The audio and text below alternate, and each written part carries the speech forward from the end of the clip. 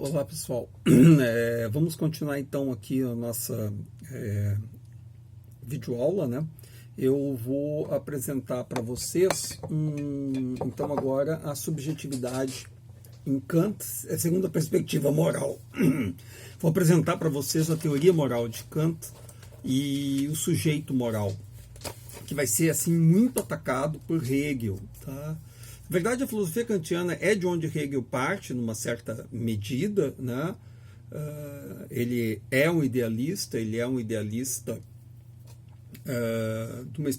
numa perspectiva bem diferente do Hegel, né? Ele vai retomar alguns filósofos gregos, de alguma forma Platão, mas sem ser um platonista. É isso que é interessante, Hegel. E ele retoma muita gente, mas ele tem uma identidade muito própria, né? E elabora os seus problemas de filosofia e a sua filosofia de uma forma muito singular. Vocês já devem ter ouvido muito falar em dialética. A dialética não é uma invenção hegeliana, ela é um termo filosófico. Como eu já expliquei em aulas passadas, dialética é um debate, é um jogo, né, onde ideias antagônicas se confrontam, né? E isso lá para os gregos. A dialética, por exemplo, para Aristóteles, é um procedimento, inclusive, argumentativo, pelo qual nós apresentamos determinadas não conclusões, mas nós apresentamos determinadas concepções, né? E é um tipo de prova muito específico, né?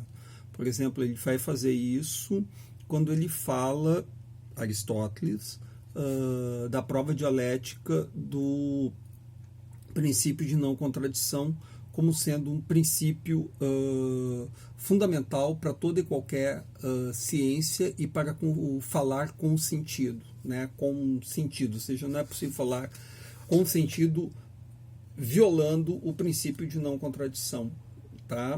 Eu não vou entrar nisso com vocês, é um assunto que está na filosofia aristotélica, né?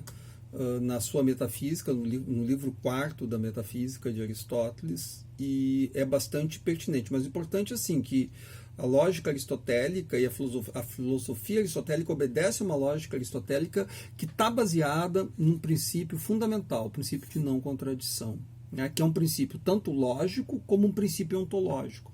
Se eu abandono o princípio de não contradição, sequer posso pensar, segundo Aristóteles, a ideia de unidade. Se eu não penso a ideia de unidade, eu não posso pensar a ideia de ser. Ser e um são os mesmos. Então, por aí você vai ver a revolução do Hegel. O Hegel vai abandonar, sim, isso.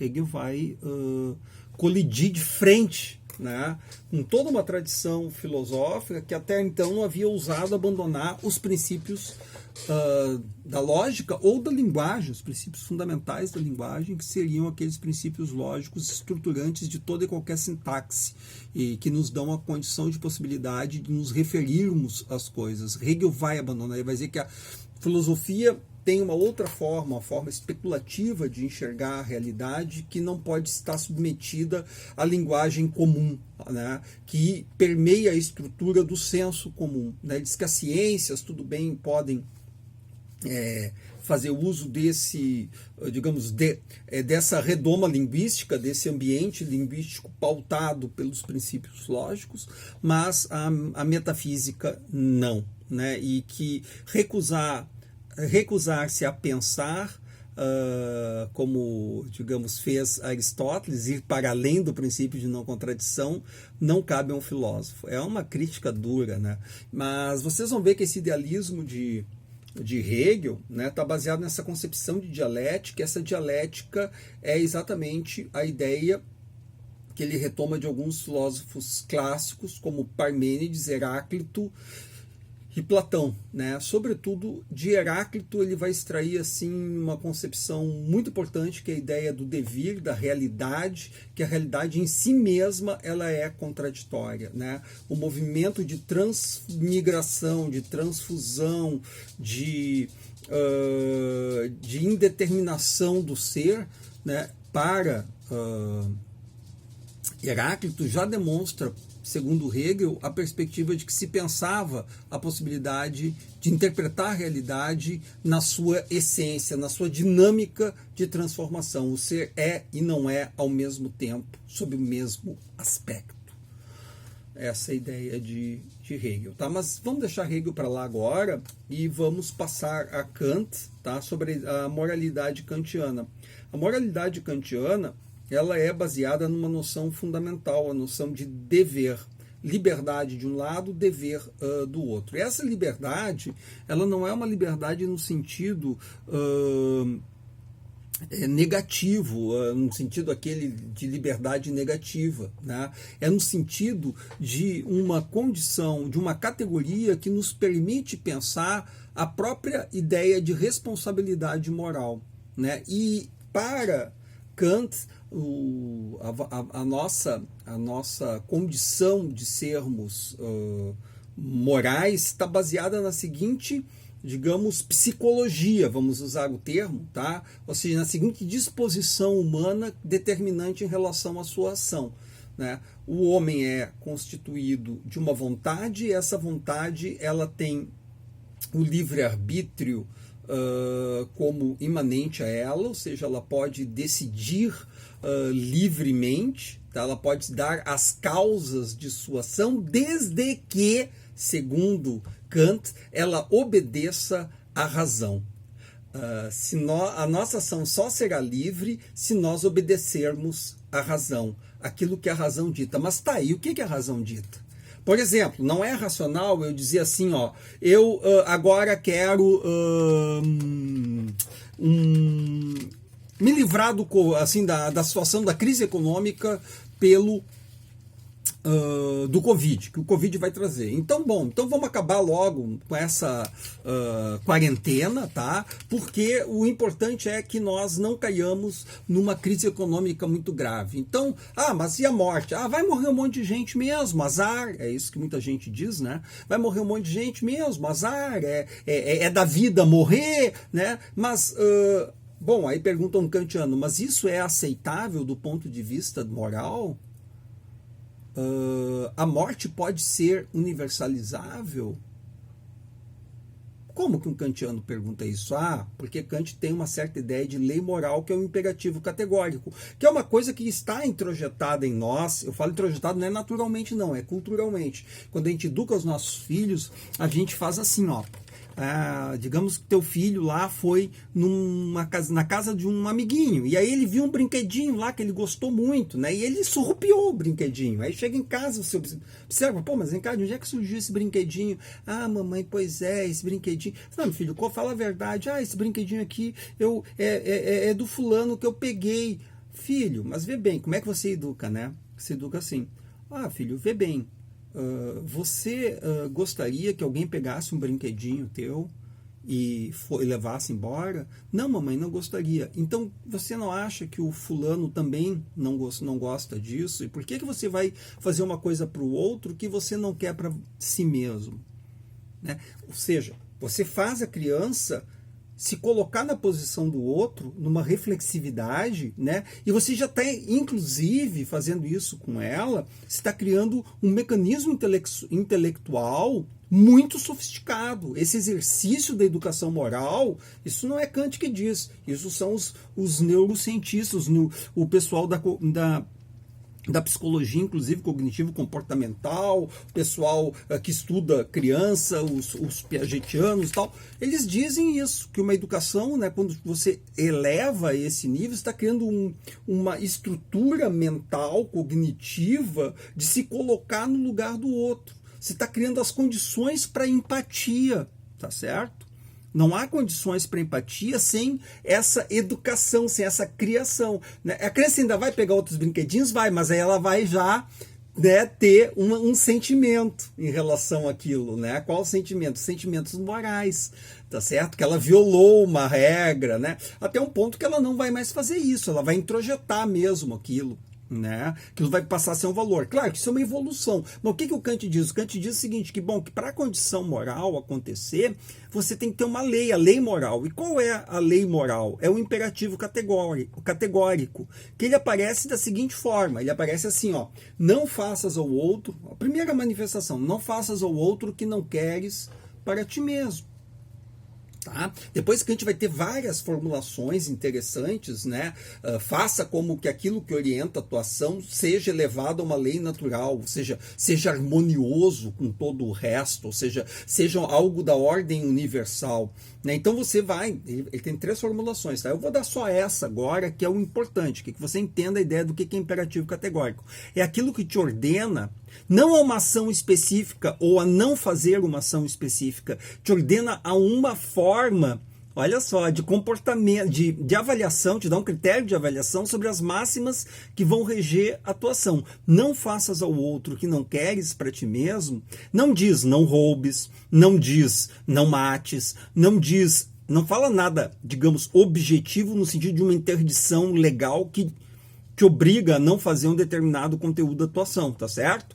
Ele fala em abstrato de algo que se refere na ideia de que eu posso me colocar, me projeto na relação com o outro, no lugar do outro, esse artifício que é a imaginação. Graças à faculdade de imaginação nós podemos fazer isso e nos posicionamos como afetados pela ação que nós fizemos, ou iremos fazer, ou queremos fazer. Tá certo? Então, essa lei, não faças ao outro que não queres para ti mesmo, é a lei do imperativo categórico. Vai ter 3 formulações, como eu disse. Depois vocês vão ler os textos ali, vocês vão entender melhor. Tá? Uma delas é em relação à natureza. Tá? Você deve agir de tal forma que a máxima que governa a sua ação, né, se eleve ao status, pudesse se elevar ao status de uma lei natural, tá? Então, Kant quer dizer o seguinte, que a gente deve fazer com que as máximas das nossas ações, segundo essa orientação da razão, segundo a lei natural, né, elas alcancem a universalidade, né? Bom, olha só, ao fazer isso, Kant está dizendo o seguinte, que quando você desobedece à razão, a sua ação é condicionada. Condicionada pelo quê?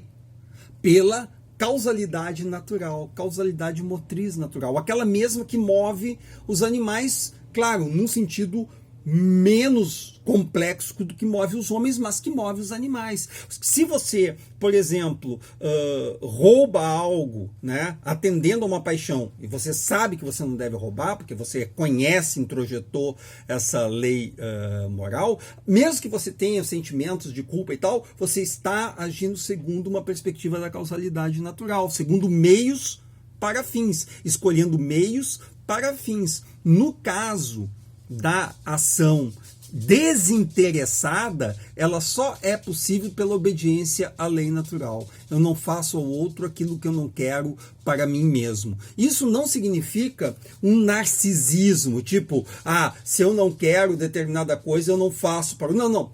É o seguinte, você não faz ao outro, tá certo? Você não faz pelo outro, para o outro, tá certo? Porque você agora se sabe como aquele que pode se colocar na posição do outro, né? E isso seria o jogo de alteridade, um jogo de alteridade, que está implícito na lei moral, tá certo?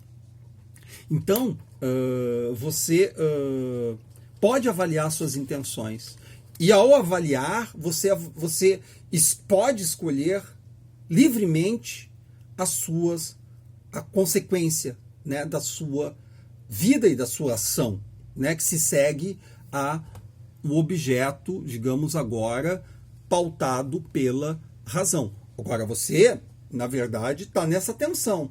Razão de um lado e sensibilidade do outro, paixões do outro. No Brasil aqui eu quero um carro, tá? Então o objeto de desejo lá entrou. Quero um carro. Um Fusquinha. Esse Fusquinha eu posso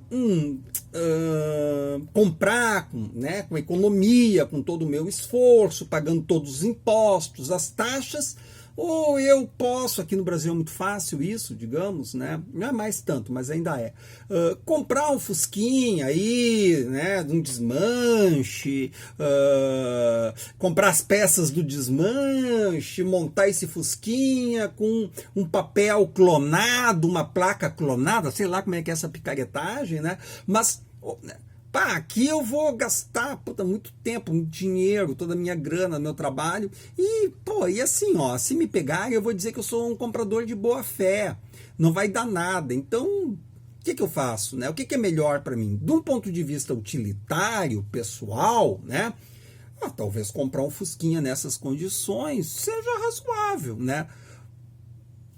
Ponto de vista até econômico, você diz, você vai se livrar mesmo, eles não vão poder te acusar, vão dizer assim, onde é que o senhor comprou isso? Olha, eu comprei de uma pessoa assim, assim, assim, eu sou comprador de boa fé, meu Deus, que horror, comprei um objeto roubado, imagina eu, né? O cara pode dizer isso, mas veja bem, só você sabe das suas intenções, correto? Eu não tenho como entrar na sua cachola para poder avaliar, né? Então, mas você sabe cometer uma ação errada e que você não agiu de forma livre, segundo a razão. As suas ações só serão livres quando você se liberta dessa ponderação baseada em causas e efeitos, segundo a perspectiva do que é melhor para mim. Não. Você deve agir por dever, por cumprimento em relação ao que é o bem. E o bem está expresso já de uma forma abstrata na lei moral universal, entendeu? Então, olha só que subjetividade interessante. Eu sou um sujeito, tenho uma vontade, essa vontade ela é coordenada, é tensionada por duas coisas, pelo imperativo categórico e pelas paixões. Tá certo?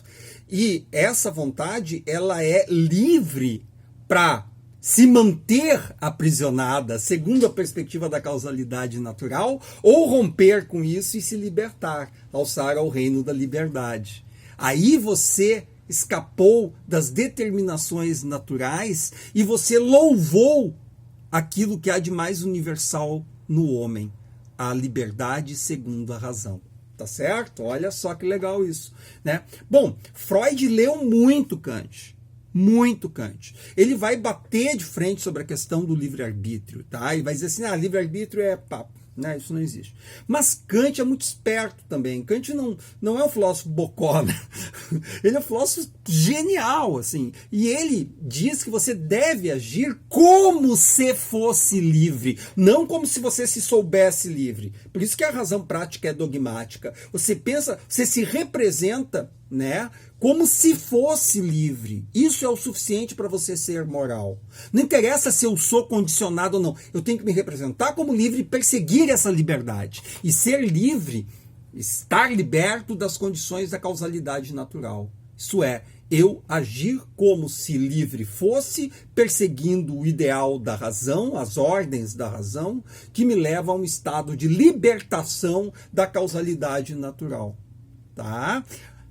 Genial, né? A ideia de superego em Freud vai estar calcada aí. É bem legal isso.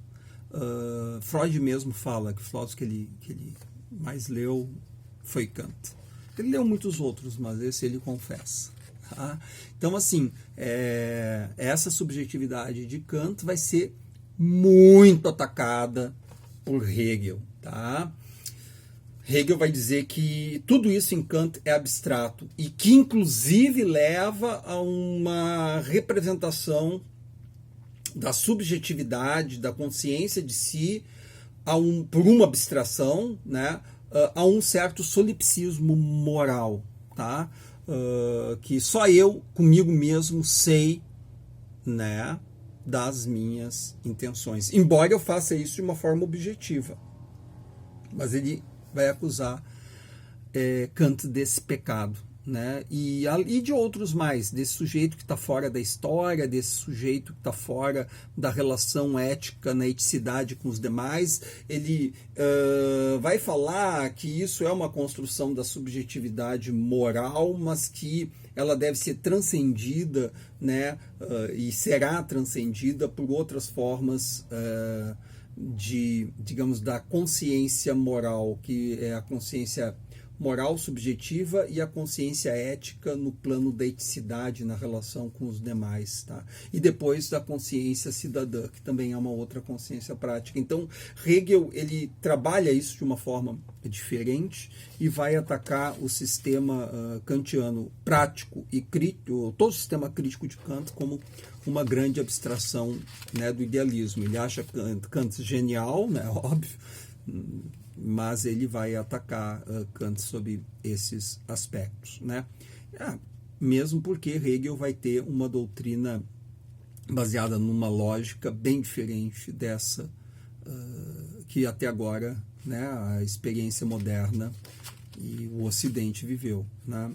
Ele vai admitir a contradição como algo essencial a sua perspectiva em relação ao mundo, às coisas, na dinâmica dos contraditórios, segundo a perspectiva da dialética transcendental. Desculpe, a dialética hegeliana, tá? Porque Kant tem uma dialética transcendental, desculpa aí, foi ato falho. A dialética hegeliana, tá certo? A dialética do espírito absoluto. Tá? Nós vamos ver isso a seguir, tá bem? Um abraço para vocês, já é 21 minutos, eu tenho que desligar aqui, senão corta o vídeo, tá? Até mais.